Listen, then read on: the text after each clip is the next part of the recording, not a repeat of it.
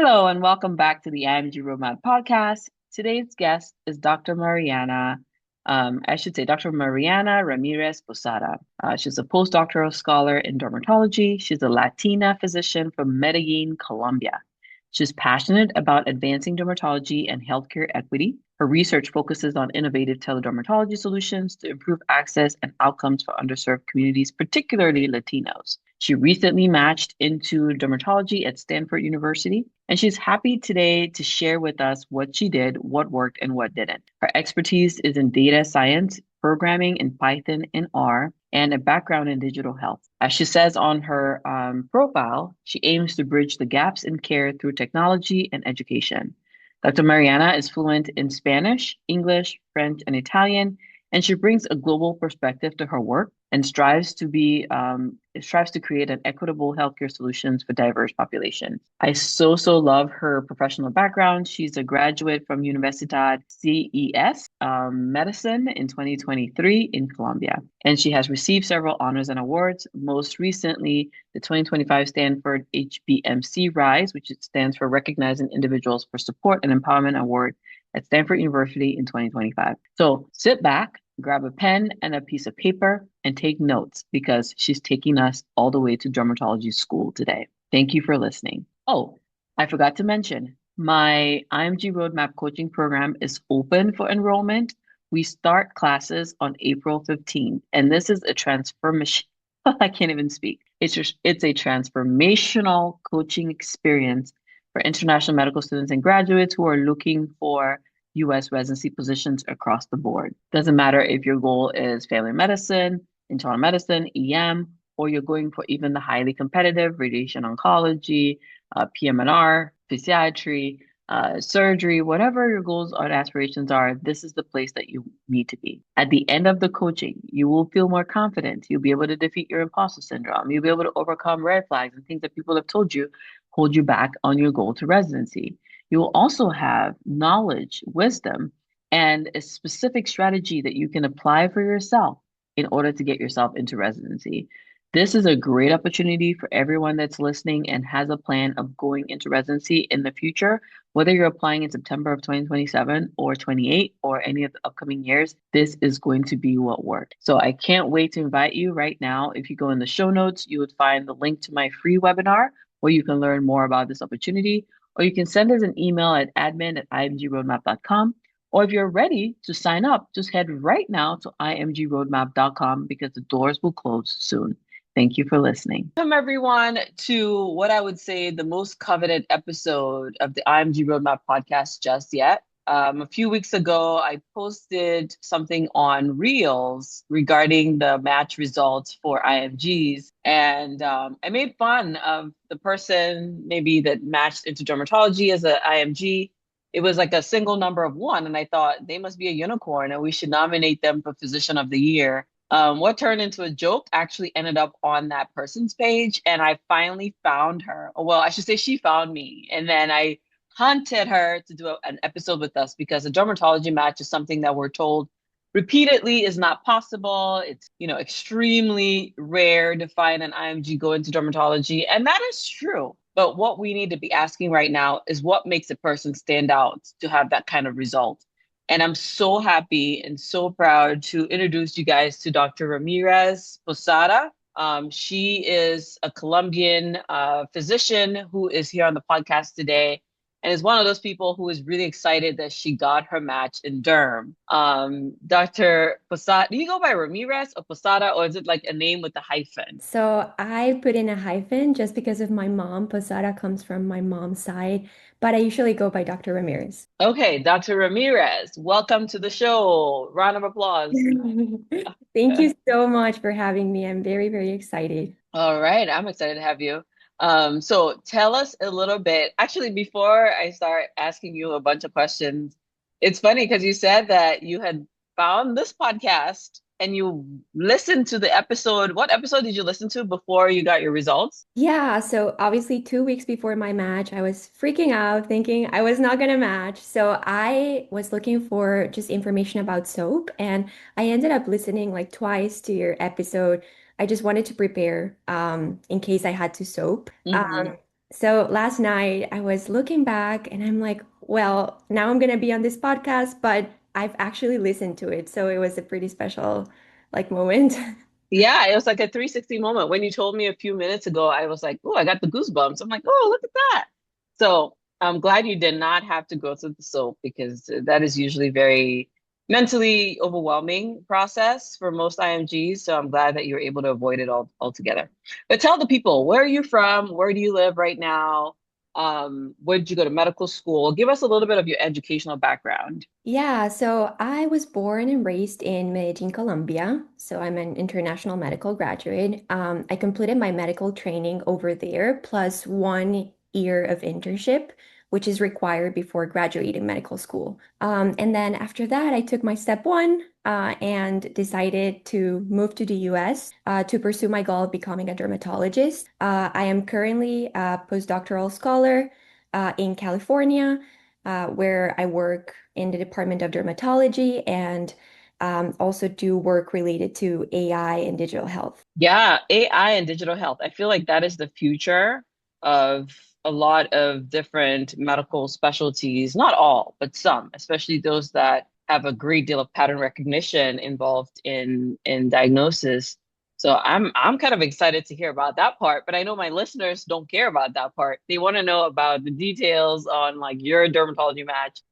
So can you share with us your medical school and what year you graduated? Yeah, so my medical school is in Medellin, Universidad CES. I graduated in December 2023, and I completed a total of 6 years of training straight from high school. So we don't have pre-med in Colombia. Oh, okay. Yeah. So a lot of and most of our IMGs are familiar with those differences of like, 6 years, 5 years, 7 years, and then as opposed to here where it's like pre-med and then 4 years of medical school. And so what year, what was the year of graduation again, you said? December 2023. 2023. So people are going to be listening and they're like, oh, she graduated in 2023. She matched Durham in 2026. That's the year of graduation of 3 years. She's not a fresh grad, right? Like that's the thought that goes through people's minds. What do you have to say about that? How do you think year of graduation influences, a match or even dermatology? I think in derm is very difficult to match without a research year. And I want to start with that just because most of the students that have done it without a research year are US students that have the opportunity to publish from day one. That wasn't me. In Colombia, research wasn't a big thing. I was very focused on clinical work. So I knew that I had to do research before applying, which is why I signed up for a 2 year postdoc to kind of fulfill not only that requirement, but also strengthen my CV to be at the same level as the US student. I agree. I agree. I think the only other person, one physician that I interviewed before for the podcast, who was a dermatology match 2 years ago now, and someone that I had the chance of coaching. I think I did an interview coaching session with her back in the day, but it was a strategy session for residency application. She also did a postdoc year or two, and she had done tremendous amount of research in dermatology before even applying into residency. She had been doing that for years. She completed an internal medicine residency first because obviously it was a low-hanging fruit. And then during that was very focused on derm and then still continued on to a postdoc and research before getting her match. So I hear a lot of even US grads. There's another, I went on a trip once with a group of derms, and one of them told me how profound a postdoc year was to her application because she didn't match on first attempt. And she's a US grad and she did that for 2 years before she got her derm position. So I strongly agree with that. The next question people are going to have then is how do they find these type of postdoc opportunities? That is a great question. And the way I did it was, I think, out of the ordinary because I didn't have any guidance, but it worked out. So IMGs will struggle finding a postdoc in dermatology.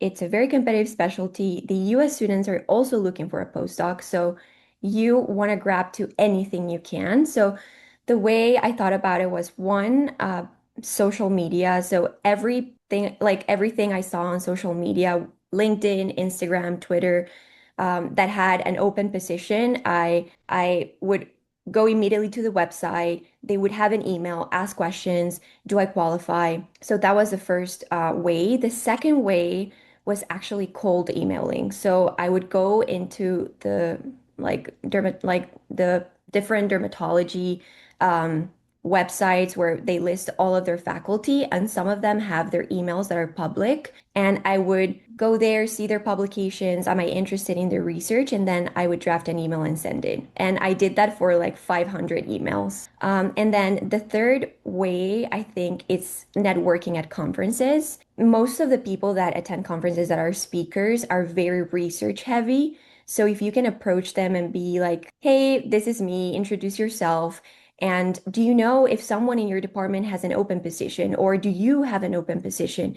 I'm super interested in doing research. So I think those were the three ways that I used back then. And my position was through a cold email, but I highly recommend trying every way possible. Like, don't be shy.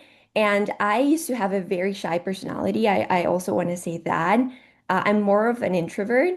And this process just like threw me into the world. Like, you have to be an extrovert if you want to match into dermatology. Yeah, yeah, 100%.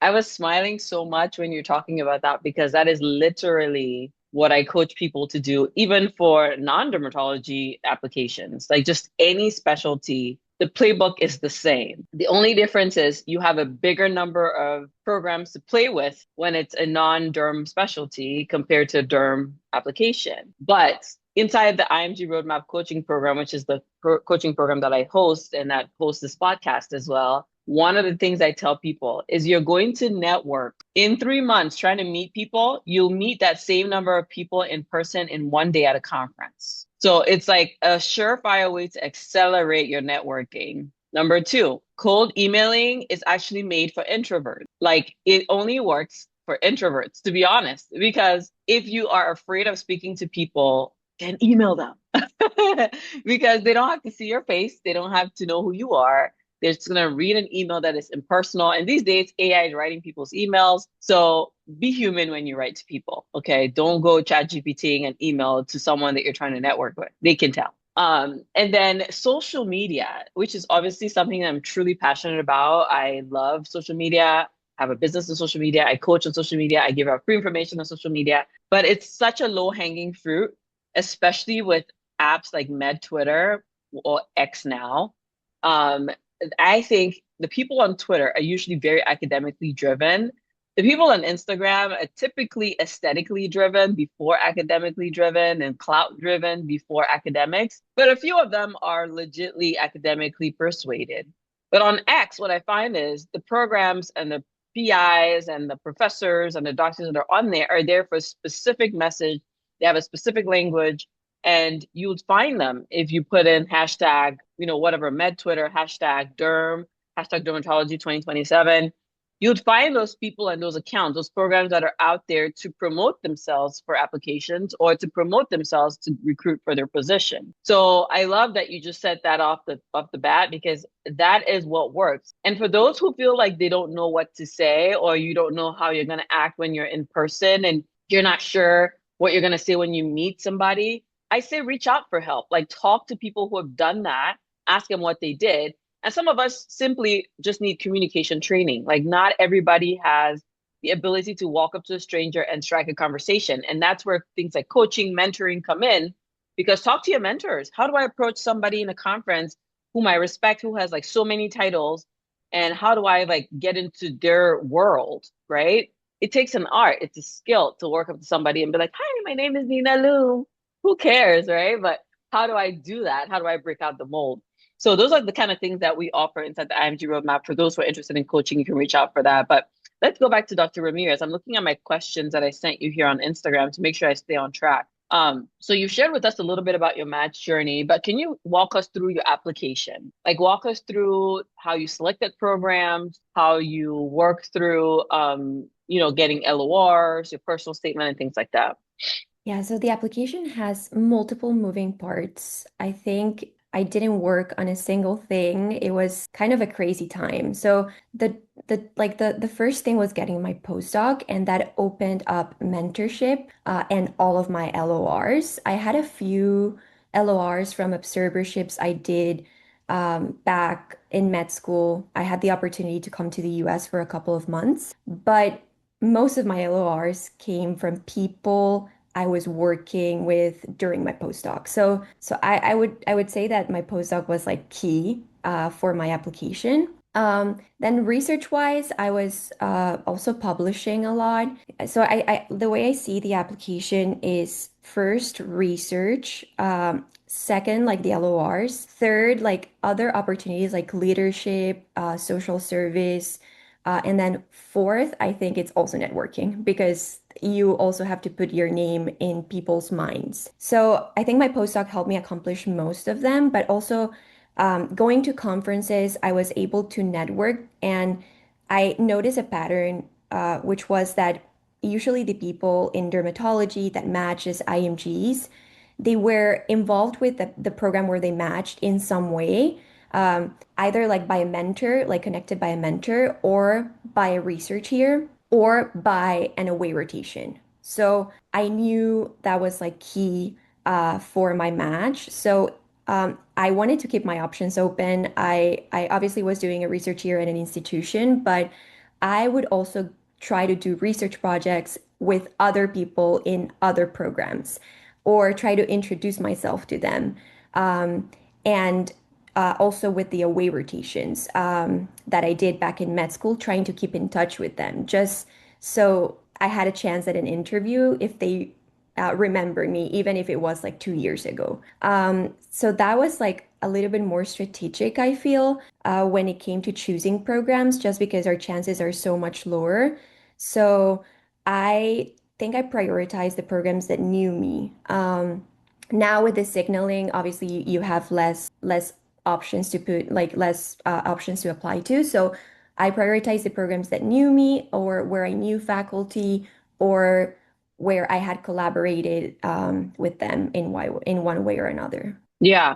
So prior knowledge with the program is a pattern that you recognize with IMGs who matched, is what you're saying to us. Yes. And most of that comes in the form of a research or postdoc type of environment because then you gain mentors through maybe your primary investigator, but then also through other opportunities that come as a result of your research. And I think maybe we should just talk a little bit about the postdoc because for some people who may be listening, they're too early on and they may not know kind of what does that even mean. So I feel like we backtrack and explain to people what a postdoctoral research position is. Yeah, so usually when you say postdoc, everyone thinks PhD, and that's because like for you to get a PhD, basically you have to do, I think at least 3, 4, 5 years, depending on your project, to become a PhD.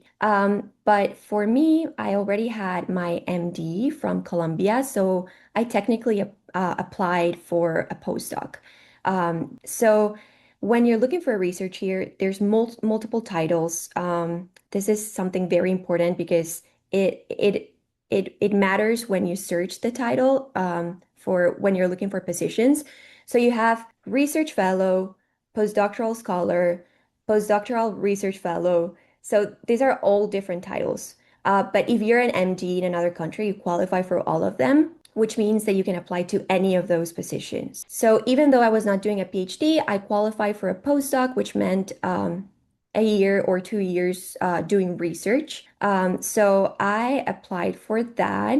And one of the advantages I had was that the postdoc was paid. I know some of the research fellowships are kind of more like volunteer, not paid. So I think that's also an advantage of doing a postdoc that most of the programs will also have a salary for you. Okay, wow, that is so cool. So as we were speaking, I just wanted to kind of distill it down for everybody. So postdoctoral research positions are available to both MDs and PhDs. And as an MD, you can apply to just about whatever position that you see. It's up to the facility to determine if they give you the position or not.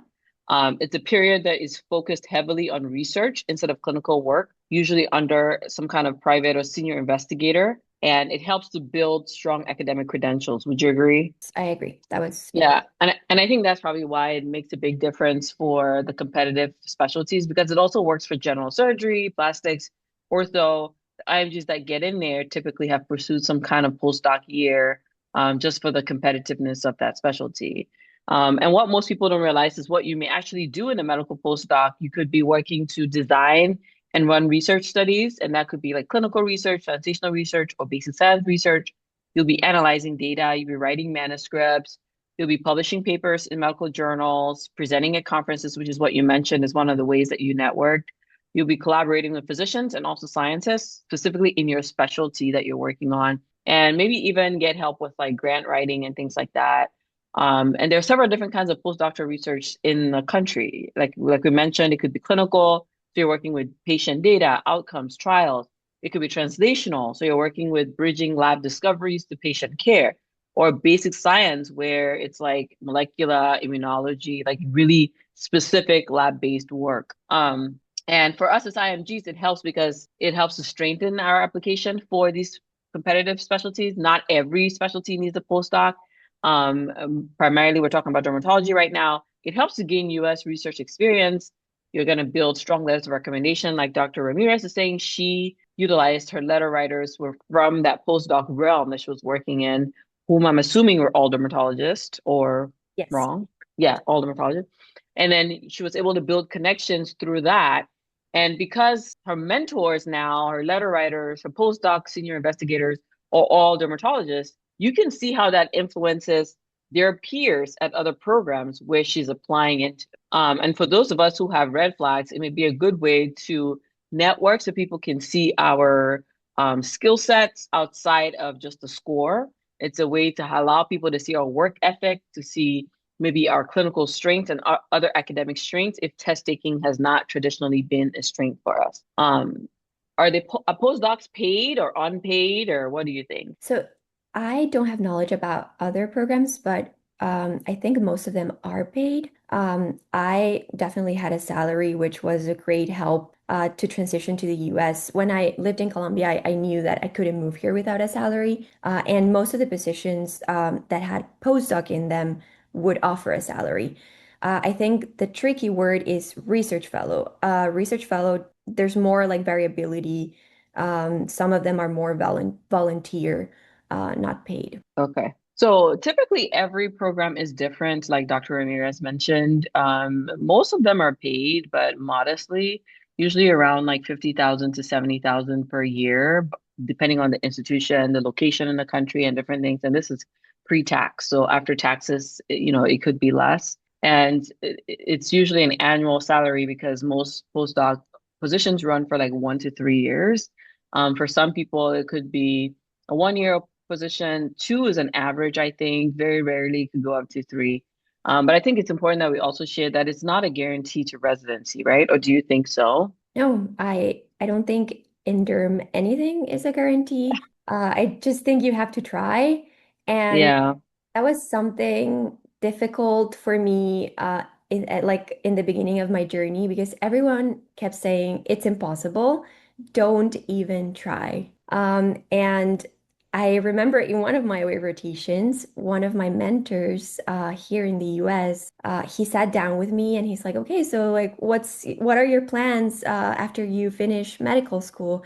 I told him, "I really love it here, but I don't think I'm able to match." And Mm, he said, "What are you talking about? I think you are able to match, and don't let anyone tell you that this is impossible.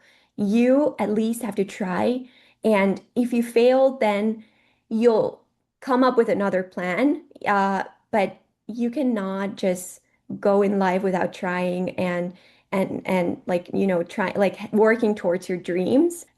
So that's why I tried. I think just one person telling you it's possible can change your like your career, your opportunities, your possibilities, can open like this new door of hope. So I would say no one can guarantee it, your match, but you should always try if that is your dream. I agree. You lose 100% of the shot you don't take. That's a mantra that I believe in personally. And the only way to know is to try. And I love meeting physicians like you who give themselves the opportunity to lose. Because if you did not bet on yourself and take the sacrifice of 3 years or 2 years in the postdoc and give yourself the opportunity to lose, because you could do all this and not get what you want, then you don't win. But once you put yourself in a scenario where it's literally it can go one way or the other, the only thing left is you tried and you did what you could. And I'm sure if you didn't get it now, you would have done it again and again and again and again, because that's what true passion does, right? It doesn't give up in the face of failure. But another thing that I really like that you mentioned is the power of what words are being spoken over people. So if you are in an environment where all you hear is you don't stand a chance, you need to remove yourself from that environment because that is what is forming your internal dialogue. You see this in children, like in developmental settings where the children are informed by the environment that they're in. And we don't think of it as an adult, but we're not any different. We still have that inner child in us that is being informed by the environment that we're in. So if you're repeatedly being told what you cannot do, you internalize it and that becomes your internal dialogue. And you forget to formulate your own opinions anymore because they're being informed by other people's opinions. But if you're in an environment where you're getting support, an environment where you're getting, mentorship, an environment where you're getting coaching, an environment where there's people supporting you, you're more likely to start to think like the people that are believing in you, right? The easiest way to create a mindset of belief is have people believe in you, right? Like that's just what it is. That's why it takes a good parent to raise a good child. So let's talk a little bit about USMLE because Lord, that is the stronghold for all of us. So can you share with us your performance on USMLE and maybe how that compares with what is considered the norm in the derm realm for application? Yes, absolutely. So for step one, I passed. I took it after it had changed. I had no score. For step two, I scored 255, which in the derm world is acceptable. When I asked around, everyone said more than 240 was safe. There's like no official number. This is based on what I was told. But then more than 250 to 60 is just like amazing. So you definitely want to score at least more than 240, or score as high as you can. Yeah, yeah. And did you do step three before you took the exam or no? I did not. I still have to take step three. Okay, so you're going to do that in residency. And then, did you have any attempts on the USMLE No, these are like my scores from my first attempt. on first attempt? That's great. So, I was looking to see because I found this NRMP report that looked at the mean score of like dermatology matches for IMGs versus non-IMGs, and I'm trying to find it on my computer as we record, but I'll come back to it because I feel like that is important data to share. But again, my point is everyone's going to have a score of some sort. Some people's scores are going to be higher than others. And there's no, we know traditionally dermatology is one of those that they recommend. And if you talk to anyone, they would recommend a greater than 240. That's been, even before I ever applied, I've always heard that that would be a threshold, like the benchmark for a dermatology application. And not having met someone yet who has scored lower than that, I have no option but to believe that that's what it is. Um, so it's really helpful that you got to share with us what your profile was, because that could influence the person who is still studying for the exam, who hasn't started yet, right? And is still trying to create the application. It's like if you can go any higher than that, you're not going to be wrong, if that makes any sense. If you can go higher than 240, you're going to be on the right path. So the data I was looking for is from NRMP's 2022 CK scores of matched applicants. So it's the mean score that step two CK applicants that matched had. And so for dermatology, US MDs was a 257, US DOs was a 250, US non-US IMGs was a 256. And then for some reason they didn't have enough data for US IMGs in that regard. So kind of in par with what you are, what you performed at, and also what I would be telling the audience to look out for is look at that number that other people are bringing to the table and begin to ask yourself, how can I study so that I can fall in that realm? And what worked for you, Dr. Ramirez, for studying? It doesn't feel like it was that long ago. How did you study for step one and step two, while you were in Colombia or here? Or how did you plan that out? Yes, I started with step one, right after med school. I back then I didn't know if I was going to find a research position, so I started with my USMLE, and I was doing a master's, just because again I didn't know if I was going to find a research position, so I started doing a master's, and I was working with some labs doing research. But I got every day like at least 7 hours of studying, so I think my step one had a lot of dedicated time. The way I studied was using UWorld, doing questions from the very start. And then I didn't remember anything from, all the basic science. So I watched Boards and Beyond. I used Pathoma just to go back to all of that content. But I would say the thing that helped me the most was doing UWorld from the very beginning. Random questions. So I didn't do it by subject and timed because I feel for me the most difficult part of the exam is getting used to the time they give you to answer a question. So even if I didn't know anything from day one, I did an MBME, which motivated me because obviously my score wasn't good. And then from that day on, I just did questions, and would basically spend more than half of my time reviewing those questions, making sure I understood all the concepts, making sure I saw where my gaps were in the knowledge. So that was step one. And Mm. then step two, I had to take it during my postdoc, which is challenging because you're working a full-time job. So I had maybe 2, 3 hours a day. So that one I just did UWorld, one pass of UWorld. I didn't even touch other banks just because my time was so limited. But I think something that helped was going back to Pathoma, just to refresh like those basic concepts. And then the second thing was doing an MBME every 2 weeks. So it took me about 4 months to take like step two. But I was working. So every like I think the timing is different for everyone depending on what else you have going on. But I would say questions are the most important, doing questions, the Q banks. Yeah, I agree. I like what you mentioned about time blocks because that concept is what differentiates the test taking strategy of someone who does well and someone who doesn't. Because if you think about it, if you stare at a USMLE question for long enough, you'll find the right answer. Like if you stare at it for 5 minutes, you'll pick the right answer because you'll have time to think through things, scratch things off, refer back. But the problem with the exam is the pressure. And the pressure is bimodal. It's a pressure on time for that day, but it's the pressure of what the exam means for us that we don't want to mess it up. And when we're working on that much pressure, cortisol is high, adrenaline is high. Our rest and digest system is not in its optimal shape. And so we're just not able to make quick decisions that are also balanced decisions.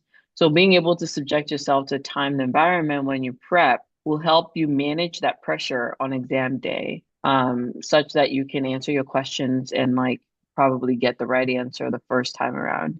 But it's pretty interesting that you mastered the sort of NBME strategy to where you only had to do one pass of UWorld. Like that's wild. I think I was against time because I wanted to apply, and then I had to leave some time to get the ECFMG certificate. Hmm. So I ended up doing step two yeah, the May before applying. Hmm. Yeah, so like I think that something I wanted to mention is that in derm, I don't know for other specialties, but now they have this thing called holistic view. Um, Mm. and so now it's not all about your scores, but it's all about you as an individual. And I think that pressure is even bigger because I wasn't able to just, focus on my step two. I had to focus on a million things at the same time, like research, leadership roles, networking, step two. So I think that means you need to be very strategic about how you study because your time is so limited. Like if you put in 2 hours, 3 hours, like make sure you're studying in the best way for you. And everyone learns in a different way. So I also think my USMLE journey was getting to know myself, like what works for me.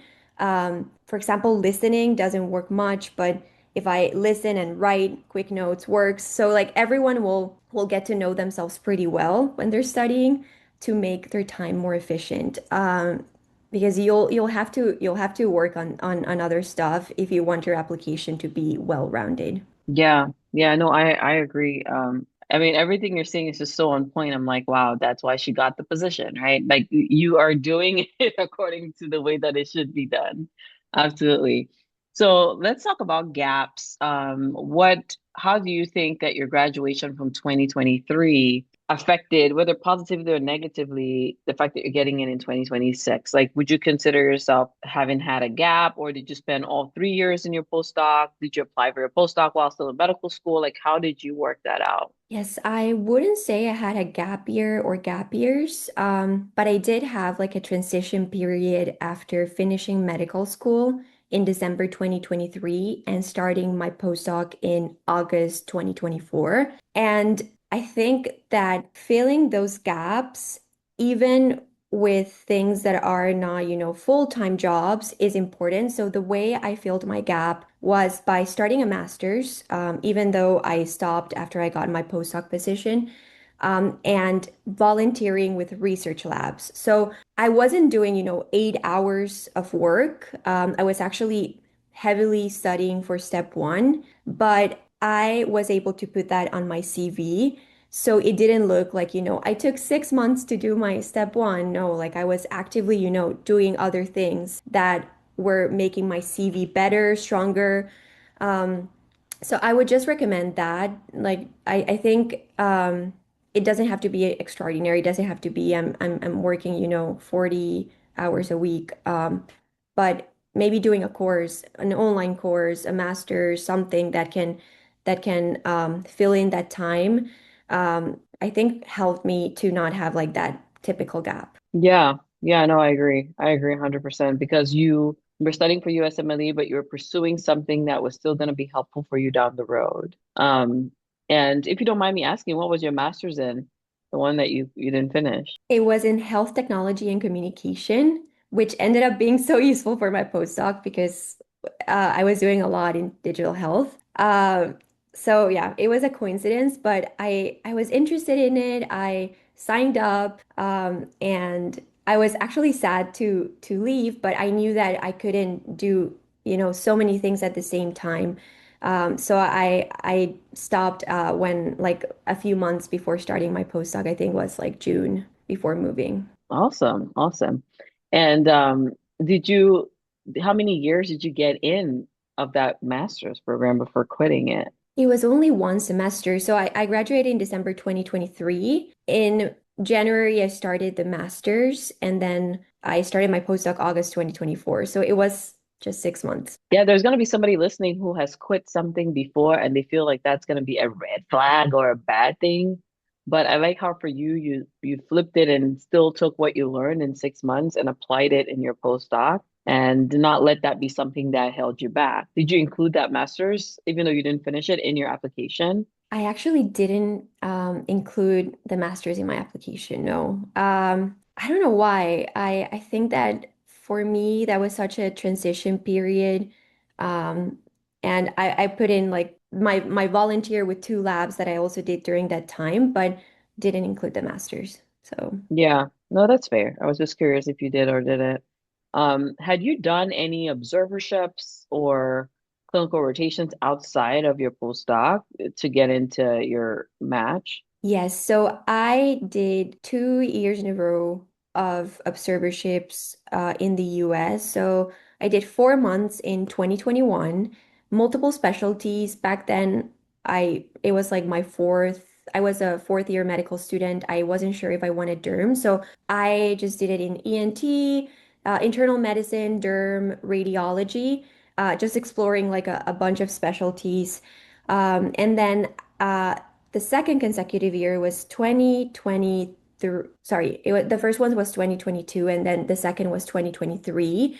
And then back then I knew, okay, I'm between ophthalmology and dermatology, so I did 2 months in ophthalmology and 2 months in dermatology.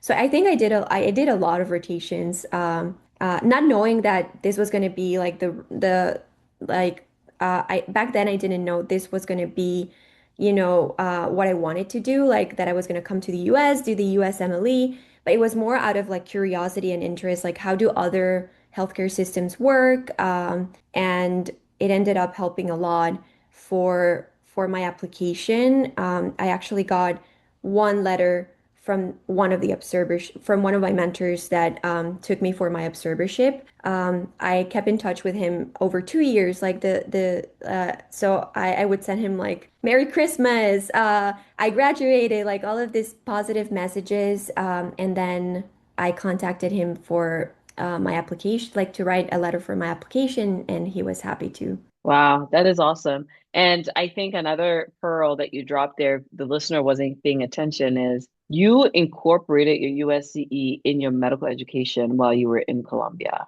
Is that right? So you didn't wait until you were a graduate to start getting USCE.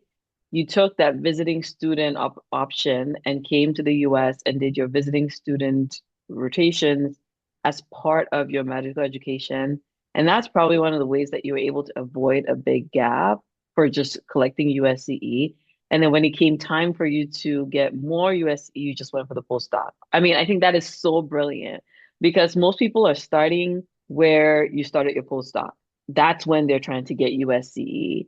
And then they're not thinking of a postdoc as an option for them because they just think they can't get it. And they're fishing around for free rotations, right, across the US. And then they wonder why, like, they're still feeling stuck. How did you get your rotations in medical school? So the first year, I did 4 rotations at University of Miami, and my medical school had like a formal collaboration with them, so that was easy to get. I think the challenging part was in 2023 when I knew I was between ophthalmology and dermatology, because then my medical school had no collaborations in these two specialties, and I had to cold email and I had to look for the opportunities myself. So I didn't get clerkships. I all of them were observerships just because it was what it was available back then. Wow, wow, wow. And even though there were just observerships, you still went for them. You didn't like say, oh, this is not a hands-on, but you still did them. Why was that? I think that I just take the opportunity and then I try to do as much as I can with what I get. So I remember one was an observership, but after the first few weeks, I was able to do more hands-on. And I think that's something that happens in US rotations, like, or at least the ones I did, they were not strict, like you can do hands-on unless it's like surgery that you can scrub in. But I think they'll let you do more when they start to trust you, especially for internal medicine, derm, where it's just you and like you going in, taking a patient history. You're not doing like a big procedure or anything risky, but then you can also write the note. So I think that taking any opportunity and trying to use it to your advantage, I would. I would ask like, hey, do you think I can do this? I know it's an observership, like I'm totally fine not doing it, but I would be super interested in doing this. And they would say yes. I was like, great.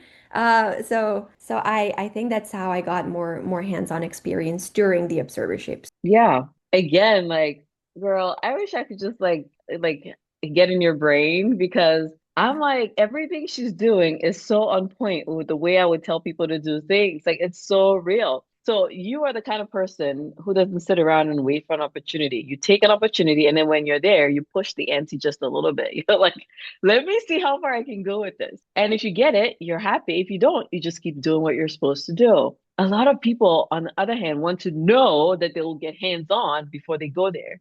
But you're like, I'm gonna go, and then when I'm there, I work with them. They're gonna see how I work, they're gonna see my flow, and then I'm just gonna ask a question, and I'm gonna ask for more benefits or more privilege.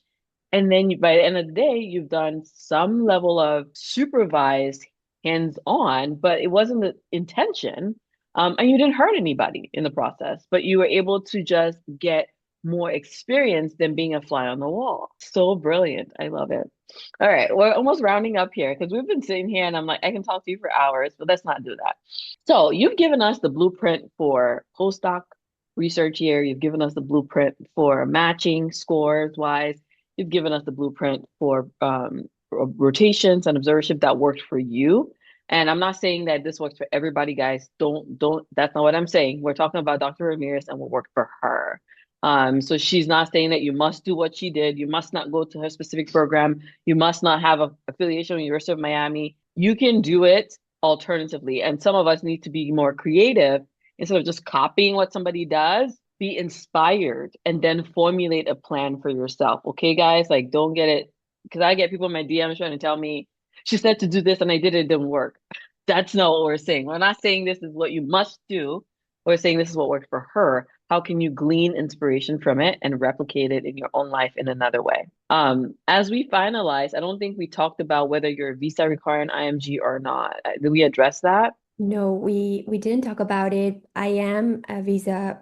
I'm here on a visa, so I had to get a visa for my postdoc, and I'll have to get a visa for residency. What was your postdoc visa? Like what type, what class was it? It was J1 research. Okay, J1 research. And you'll be going to residency on a J1 as well. Yes. Do you feel comfortable sharing where you're going to train or you don't want to talk about that just yet? I understand either way. No, I can share where I'm going to train. So I will be doing my prelim in surgery at Stanford, and then I'll do dermatology at Stanford as well.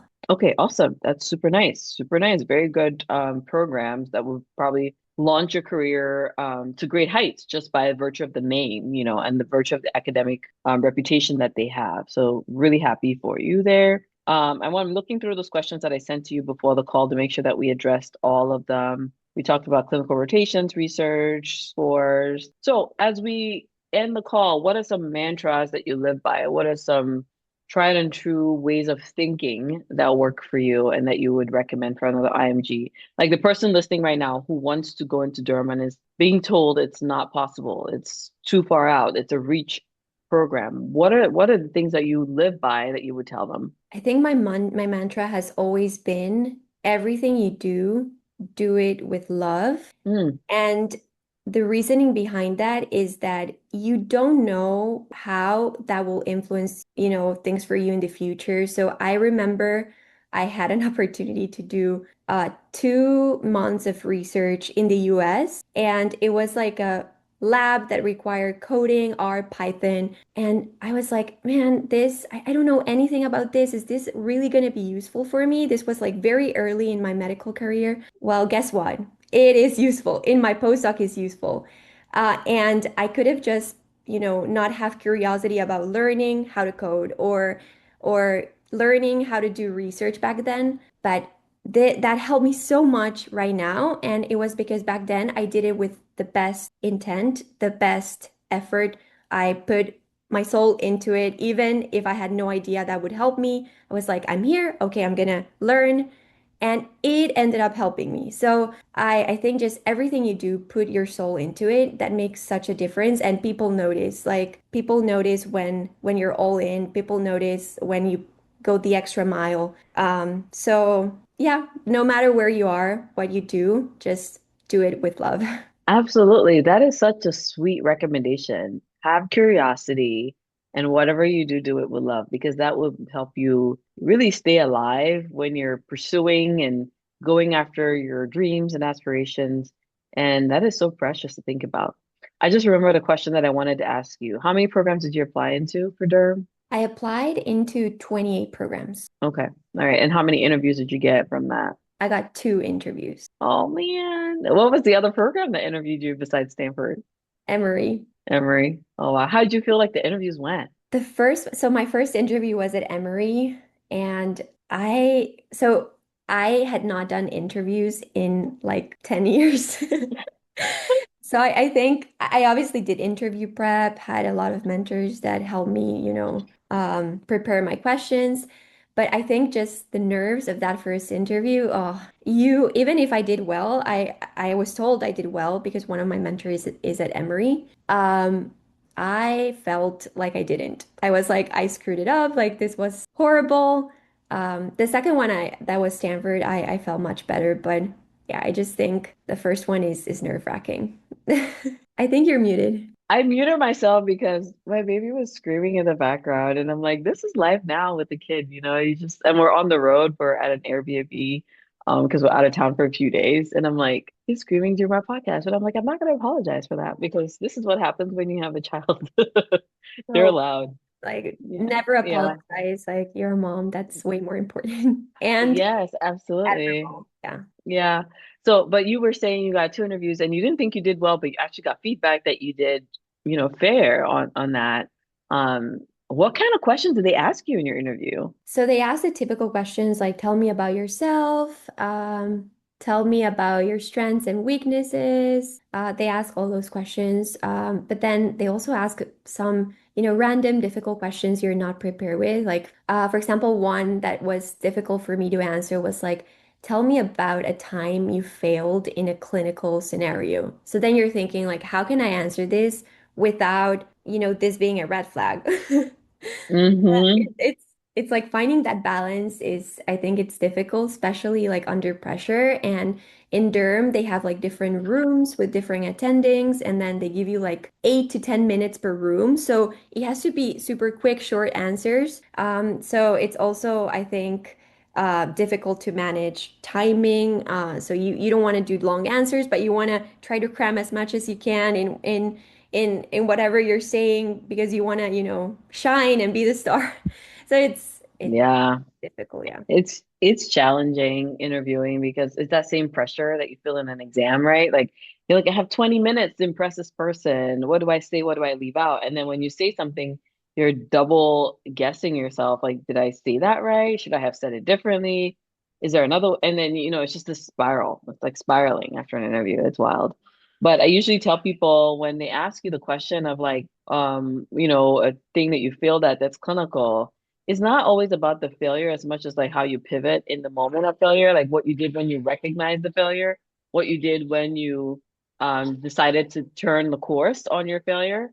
And then disclosure in healthcare is important, like disclosing to the patient when you make an error, disclosing to the patient when you did the wrong thing, and being honest, documenting that, all these kind of ethics dilemmas that we encounter in clinical practice. But I'm so excited for you, Dr. Ramirez. I feel like you're going to do extremely well, which you're already doing in dermatology. And I can't wait to see how far you go and where this career takes you. But I think more importantly, there's going to be so many people that want to reach out to you because you are like their dream of what they want to achieve. How do you choose to interact with, stranger IMGs on the internet who you don't know, how can they reach out to you? Where can they find you? What platforms do you use? I use LinkedIn and Instagram. So I have a professional Instagram. I usually try to keep my personal account private. Some people have tried following me on my personal account. And just so you know, I don't accept anyone I don't know personally, but in my professional account, I'm happy to interact with everyone. I answer all of my DMs. It takes me a while, but I'll answer. And then if you want to connect on LinkedIn, also happy to connect. Okay, awesome. I'll put your professional account. Let me just check because I noticed that when you sent me a DM and I went to find you, I saw you had two. And I think I followed the professional one, not the personal one, if I'm not mistaken, because it was like that was open. And I thought, well, if it's open, she wants people to see it. If it's closed, she doesn't want people to see it. So it's that straightforward. So I'll put it in the show notes for anyone who is listening to this later on. It is Mariana Ramirez MD, correct? Correct. Yeah, so and we'll put it in the show notes as a one click, so you can just click on it, guys, and it'll direct you to her profile. So you can ask her questions, follow her, support her journey, or whatever else that may be for you. Okay, so as we come to the end, we're just so grateful for this time together. And any final words for us before we end the recording? I just want to thank you for, the opportunity to be in the podcast. I was an IMG with like no guidance, no mentorship. It was very difficult to start all of this process without guidance. So I think it's awesome what you're doing, just putting, resources out there for IMGs that are in other countries and don't have access to US mentorship. Yeah, absolutely. Thank you for joining, and I can't wait to see how far you go with this. Thank you.